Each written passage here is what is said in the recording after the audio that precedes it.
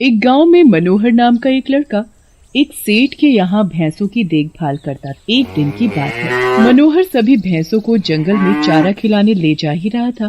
तभी अचानक से एक भैंस गिरकर बेहोश हो जाती है। ये राम प्यारी को क्या हो गया? ये बेहोश कैसे हो गई? मनोहर सेठ को बताने जाता है। सेठ जी, वो राम प्यारी को पता नहीं अचानक से क्या हो गया और वो बेहोश होकर गिर गई। फिर मनोहर सेठ को भैंस के पास लेकर जाता है जहाँ भैंस बेहोश पड़ी थी। ये भैंस बूढ़ी हो चुकी है, इसीलिए बेहोश हो गई। वैसे भी अब मेरे किसी काम की नहीं रही है ये। ना तो ये दूध देती है और ना ही बच्चे पैदा कर सकती है। बस सारा दिन बैठे बैठे मुंह हिलाकर चरती ही रहती है। इस भैंस को रखने से मुझे फायदा तो कुछ है नहीं, उल्टा नुकसान ही नुकसान है। कल ही मैं इसे किसी कसाई को बेच दूंगा, कम से कम मुझे इसके कुछ पैसे तो मिल जाएंगे।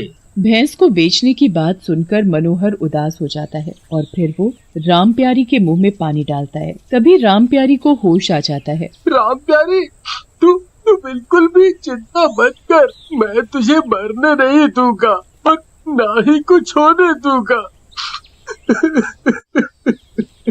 शाम होती है तो मनोहर उदास मन से अपने घर चला जाता है और घर पहुंचकर रोने लगता है। तभी उसकी बहन उससे उसके रोने का कारण पूछती है। मनोहर, क्या बात है, तुम रो क्यों रहे हो? वो सेठ है ना, कल से राम प्यारी का खाने के लिए चारा बंद कर देगा और उसे किसी कसाई को बेच देगा। मनोहर, रो मत मेरे भाई, चुप हो जा। वो भैंस उस सेठ की है, वो चाहे उसका जो करे, हम कुछ नहीं कर सकते। मुझे बस राम प्यारी चाहिए, मैं राम प्यारी को मरने नहीं दे सकता, नहीं मरने दे सकता। मनोहर रोते रोते सो जाता है और फिर जब सुबह होती है तो मनोहर की बहन देखती है कि मनोहर को बहुत तेज बुखार है और वो बुखार की हालत में बड़बड़ा रहा था। राम प्यारी, मैं तुम्हें मरने नहीं दूंगा, मैं तुम्हें कुछ भी नहीं होने दूंगा। ये देख मनोहर की दीदी घबरा जाती है। उसका उसके भाई के सिवा और कोई नहीं था। उससे उसके भाई की ऐसी हालत देखी नहीं जा रही थी और वो सेठ के पास जाती है। सेठ जी, आप अपनी भैंस राम प्यारी को बेचना चाहते हो ना? हाँ, बेचना तो चाहता हूँ, बोलो तुम्हें क्या काम है? मुझे आपकी भैंस खरीदनी है। उस बीमार बूढ़ी भैंस का तुम क्या करोगी?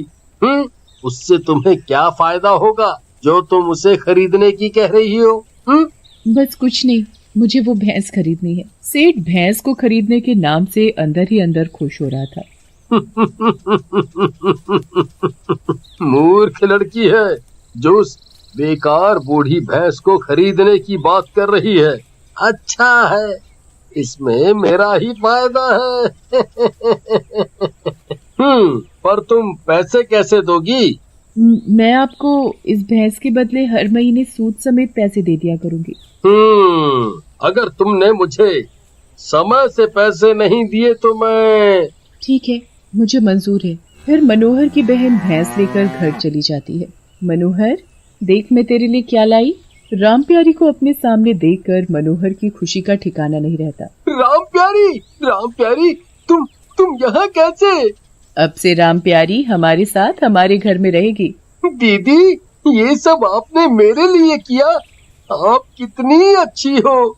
मैं अपने भाई की खुशी के लिए कुछ भी कर सकती हूँ। मनोहर राम प्यारी को पाकर धीरे धीरे ठीक होने लगता है और राम प्यारी भी अब पहले से ठीक हो रही थी।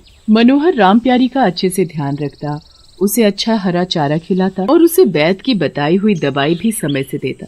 अब उसकी भैंस भी दूध देने लगी थी और तो और उसने एक बछड़ा भी दिया था, जिससे मनोहर के घर की हालत सुधरने लगी थी। एक दिन की बात है, मनोहर अपनी भैंस राम प्यारी को जंगल में चराने के लिए जा रहा था। तभी उसे सेठ मिलता है।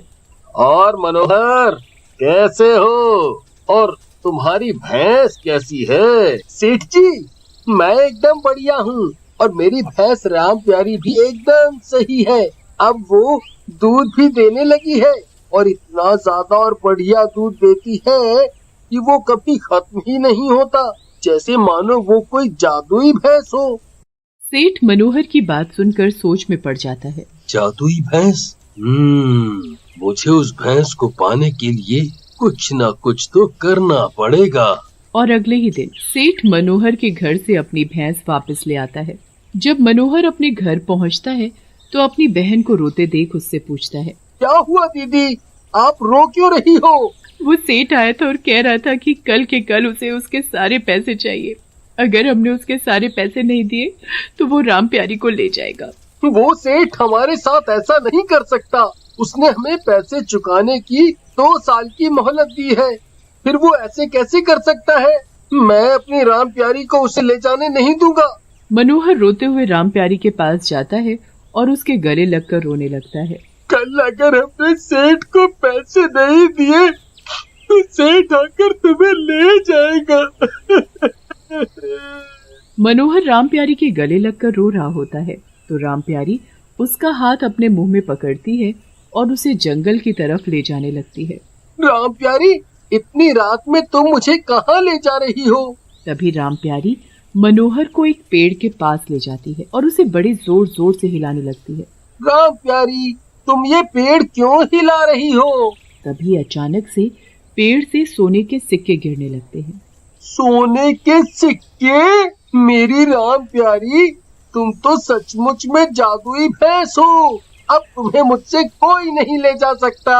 और फिर अगले ही दिन मनोहर सेठ के सारे पैसे चुका देता है और उससे अपनी भैंस वापस ले आता है। एक दिन की बात है, सभी गांव वाले आपस में बातें कर रहे थे। भाई मनोहर के तो मजे ही मजे हैं। सुना है उसके पास जादुई भैंस है।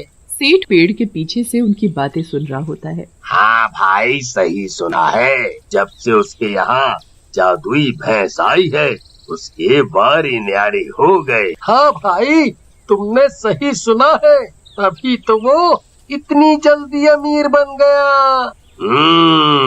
सेठ तो बड़ा ही बेवकूफ निकला जो उसने अपनी भैंस बेच दी। उसने भैंस बेचकर बड़ा घाटे का सौदा किया है। बेचारा सेठ। सेठ उन सभी की बातें सुन रहा होता है। जादुई भैंस? मुझे उससे भैंस वापस लेने के लिए कुछ ना कुछ तो करना पड़ेगा। फिर जैसे ही रात होती है, सेठ चुपके से मनोहर के घर के आंगन में जाता है और मनोहर की भैंस खोल कर ले जाने लगता है। तुम एक जादुई भैंस हो। मुझे भी मनोहर की तरह अमीर बनाकर मेरी भी किस्मत बदल दो। मुझे भी जल्दी से करोड़पति बना दो। अगर तुमने मुझे जल्दी से करोड़पति नहीं बनाया तो मैं तुम्हें कल ही कसाई को बेच दूंगा। हाँ। भैंस सेठ का हाथ अपने मुंह में दबाती है और उसे जंगल में ले जाती है।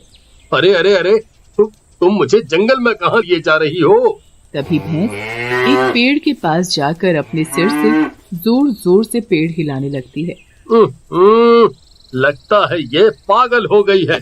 अरे अरे, तुम ये पेड़ क्यों हिला रही हो? तभी पेड़ से बहुत ही सुंदर और महंगे हीरे मोती के कंगन गिरते हैं। वाह वाह, कंगन!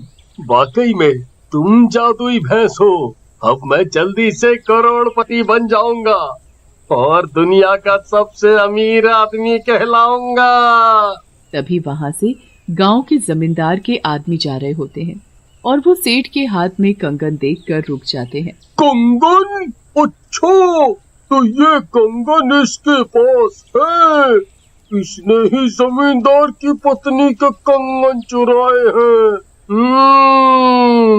नहीं नहीं, तुम लोग ये कैसी बातें कर रहे हो? ये कंगन तो मुझे इस जादुई भैंस ने दिए हैं। बताओ बताओ इन्हें कि तुम हो ना जादुई भैंस, हैं? बताओ इन्हें। लगता है ये सेठ कीमती कंगन देखकर पागल हो गया है। जब जेल में चक्की पीसेगा तो अपने आप इसका दिमाग ठीक हो जाएगा। पर जमींदार के आदमी उसकी बात नहीं सुनते और फिर उसे पकड़कर जमींदार के पास ले जाते हैं और जमींदार उसे पुलिस के हवाले कर देता है। अब तुम हमेशा मेरे साथ मेरे पास रहोगी।